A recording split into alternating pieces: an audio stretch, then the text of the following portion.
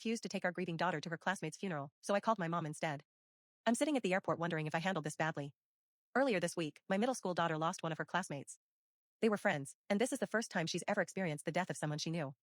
She's been devastated. The funeral was today during school hours, and the school excused the entire class so they could attend. Unfortunately, I had to travel for work this week, and although I tried to get the trip cancelled, my time off request was denied. I couldn't risk losing my job. The plan was for my wife, who isn't currently working, to take our daughter to the funeral and stay with her for support. The problem is that my wife has an intense fear of anything related to death. She believes in ghosts and avoids funerals whenever possible.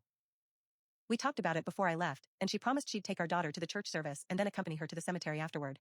Today, while I was waiting to fly home, my daughter called me crying. My wife had refused to take her. When I called my wife, she admitted she couldn't go because she was too scared. At that point, I called my mom and asked if she could leave work to take my daughter instead. She immediately agreed. Apparently, during the drive, my mom confronted my wife and told her she was acting like a bad parent for letting her own fears come before our daughter's emotional needs. Afterward, my wife called me in tears, upset about what my mom said. She wanted me to demand an apology from my mom. Instead, I told her my mom was right. I said this wasn't about her fear of funerals. It was about our daughter, who needed a parent beside her during one of the hardest days of her life. I told her she'd failed our daughter by refusing to go. That led to a huge argument. She says I'm being cruel and should have defended her instead of agreeing with my mom. I asked my mom to keep our daughter out of the conflict and just spend the rest of the day with her until I get home. Now I'm wondering if I handled this the wrong way. Was I wrong for telling my wife that my mom was right?